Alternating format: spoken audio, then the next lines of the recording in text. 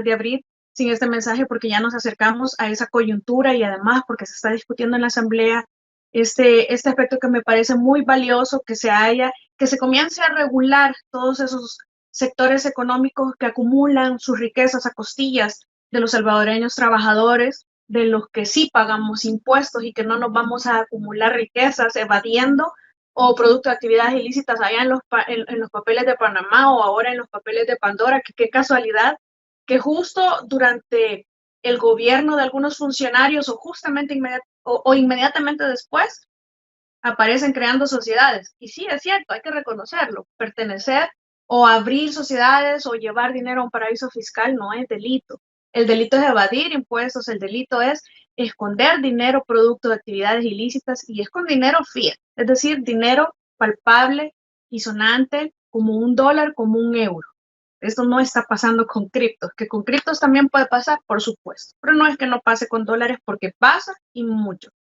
También me hacían unas preguntas que vamos a evacuar sobre mi plataforma anterior, pero como siempre, les agradezco por los likes en las páginas de plataforma-SV, de Facebook y de Twitter, por visitar el canal de Informa TVX para ver toda la programación de este canal y por supuesto las plataformas a las 7 de la noche, en especial los días viernes, y también por sintonizarnos en cable 23 de Claro TV y cable Color y 28 Tigo Digital y todos los canales que ya nos reproducen también en Oriente y en Estados Unidos.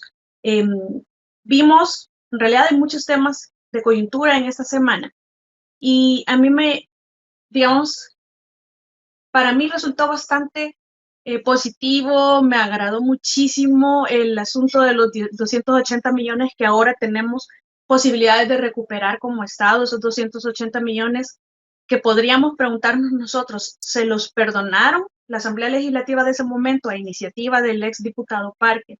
Se los perdonaron a amigos en el 2018, es decir, estos impuestos que el Ministerio de Hacienda, que en algunos casos ya estaban listos para dar su dictamen, en otros casos todavía estaban en investigación, todavía quedaban alrededor de 90 días, pero que se decidió perdonar probablemente a muchos amigos en ese momento. Me da mucha satisfacción escuchar que ahora se reviven esos días. Hay que estudiar si el paso del tiempo afectó el tema de la prescripción. Claramente hay una interrupción legal que, en mi opinión, sí interrumpe, digamos que esto trasciende a la esfera penal, que sí interrumpiría el ejercicio de la acción, que en tema administrativo pues quedó suspendido por esta situación que ahora fue declarada inconstitucional, el decreto 127. Entonces, es como que si estamos regresando a esos días que nos robaron a los salvadoreños para poder recuperar esos 280 millones que le fueron perdonados muy probablemente a algunos amigos. Nos gustaría saber como salvadoreños a qué amigos o a qué personas o quiénes fueron las sociedades beneficiarias de esta condonación en el 2018. Todos ya presumimos y hay secretos a voces sobre quiénes se trata, pero queremos saberlo y creo que tenemos derecho a saberlo. Es cierto que en sede administrativa hay un tema de secreto, pero me imagino que en más de algún caso será interrumpida la auditoría para informar a la Fiscalía por la probable comisión de delitos y en ese momento pues ya nosotros tenemos derecho a saber, es un proceso penal y tendríamos, si se judicializa, el derecho de saberlo. Ojalá y se dé esto y se pueda recuperar estos millones perdidos, porque son solamente una de las muchas acciones que se generaron desde la misma Asamblea Legislativa para proteger amigos. Pero como dicen también todos en el suelo, todos en la cama, ¿verdad? No se vale que critiquemos antes, pero que en la actualidad se vayan a dar condonaciones del pago de multas, por ejemplo, o porque son amigos de una aerolínea, o porque esta aerolínea es amiga de, etcétera. Es decir, si allá estamos hablando que hay personas que no pagan impuestos y que debieron pagarlos y que se les perdonó vía legislativa, pues ojalá y eso tampoco se dé en la actualidad, porque entonces estamos replicando. Y lo cierto es que cada dólar que esta gente no paga, lo terminamos pagando nosotros, los ciudadanos promedio, los ciudadanos que somos cumplidos con Hacienda y que siempre pagamos nuestros impuestos y que si no los pagamos, Hacienda no nos perdona. No deberían de perdonar a estos, y en realidad estos ganan más, tienen mejor posibilidades, tienen mejores ganancias tienen que pagar más. No tienen por qué estar siendo perdonados porque son los cheros, porque son los que nos pagan las campañas electorales o porque es decir, por la razón que sea, no es equitativo, no es justo, no respeta el artículo 3 de la Constitución, el hecho que a nosotros se nos haga pagar por todos estos evasores. Estos evasores que al final del día terminan resultando que se llevaron sus riquezas a los paraísos fiscales. Aquí tenemos que fortalecer todas esas medidas o todas esas puertas que han quedado abiertas para que estén eludiendo el pago de impuestos. Es decir, aquí necesitamos, bueno, si nos vamos a trascender a nivel internacional, necesitamos de verdad empezar a implementar progresivamente, pero rápido, las 15 recomendaciones de la OCDE para los BEPS. Es decir, aquí se está evadiendo impuestos, aquí se está eludiendo, aquí se está llevando el dinero a paraísos fiscales, aquí no se están cobrando impuestos a personas que se deben de cobrar, aquí hay convenios mediante los cuales se facilita la evasión de impuestos, la ilusión, que eso no es delito, pero que ciertamente nos está dañando y que al final muchos de estos dineros van a parar a paraísos fiscales. Es el hoyo negro con el cual una parte de todo ese dinero que se va en el mundo y que va a parar a paraísos fiscales y acabaría la pobreza mundial.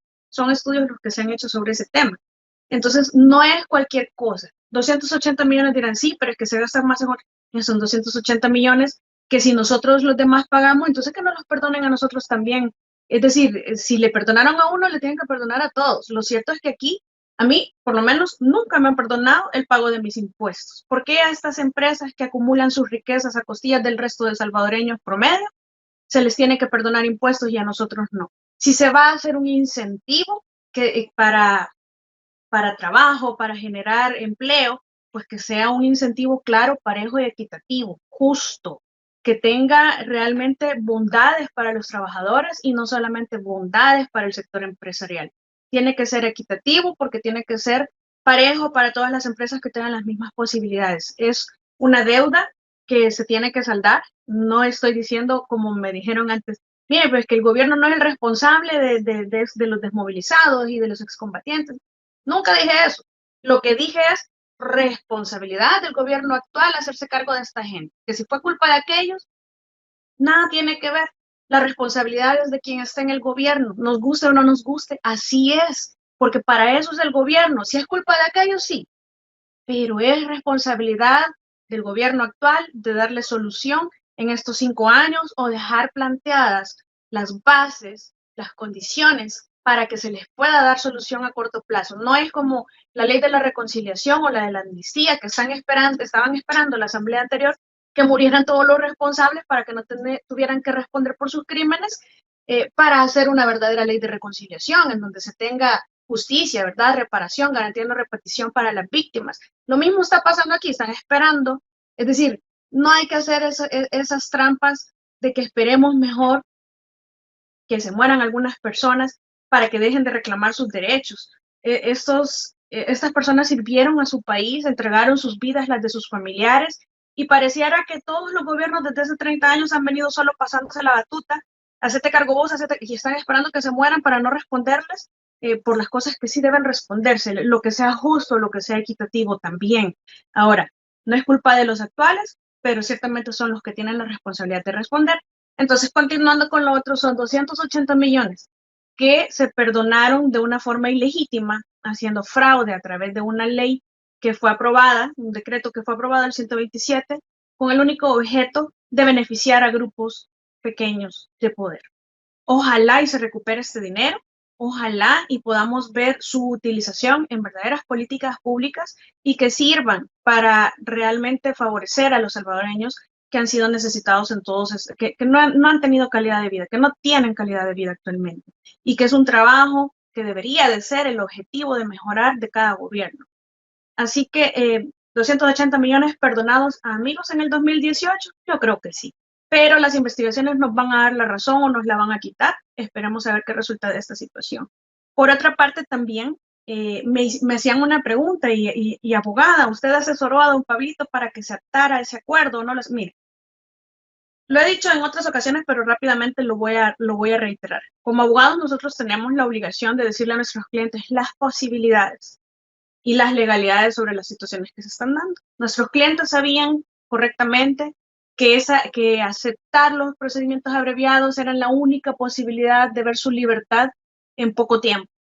Y por otra parte, don Pablito estaba muy consciente también que esa era la única posibilidad, que no lo condenaran a 16 años como pasó, pero él decidió no aceptar el negocio. Ese fue un trato, ese abreviado fue una negociación, ya no fue, ya a las personas procesadas ya no les importaba su dignidad, ya no les importaba su honor, su reputación, lo que les importaba era su libertad. Y yo creo que hay que estar en la posición de ellos como para hacer esa ponderación y decidir que su libertad valía más que estar presos por 16 años por delitos por los que ellos consideran y que yo como su defensora también consideré en su momento y considero aún que no habían cometido. Entonces, entre lo que pasó con dos de los procesados, don Francisco y don Jorgito, y lo que le pasó a don Pablito, ustedes en su posición, yo en su posición hubiera hecho el negocio, porque al final del día uno de ellos nos dijo, yo no me quiero morir en la cárcel, soy una persona de más de 70 años y con mucha razón, ¿cómo le voy a decir yo como abogada, no haga el trato? Es decir, yo le expliqué, mire, esta es la situación, si usted acepta el trato, tiene que admitir culpabilidad, aunque no sea cierto, pero tiene que admitirlo, tiene que confesar. Ese es el acuerdo, tiene que renunciar a la prueba, aunque eso no sea justo, aunque eso se considere un poco antiético y quizás raye en lo ilegal, pero esas eran las condiciones de fiscalía. O se aceptaban o eran condenados como don Pablito a 16 años. Don Pablito ciertamente creyó que el sistema lo iba a defender, que su inocencia iba a prevalecer, que los jueces iban a valorar de verdad la prueba, que no iban a ceder a presiones internacionales ni de ninguna naturaleza, pero le resultó el tiro por la culata. El sistema no le respondió, lo condenaron a 16 años y todos sabemos la historia de don Pablito ahora. Así que sí lo asesoré, sí lo asesoramos como equipo de defensa. Ellos estuvieron desde el inicio bien conscientes en cada una de sus posibilidades y todo lo que iba a suceder dentro del proceso. Creo que fuimos bastante responsables y ellos estuvieron siempre muy satisfechos con nuestra representación. Lastimosamente a la hora que toca, y eso por eso yo les digo a los funcionarios que salieron, a los actuales y a los que vienen, miren, si cuando están en el banquillo los acusados, todos terminan hablando y cediendo, todos terminan hablando si son culpables y quemando a todo el mundo. Y los que son inocentes, como el caso de ellos, pues buscan la manera de que si el sistema los va a aplastar, pues que por lo menos los deje vivos para disfrutar a su familia un día más. Y eso es lo que pasó con estos señores.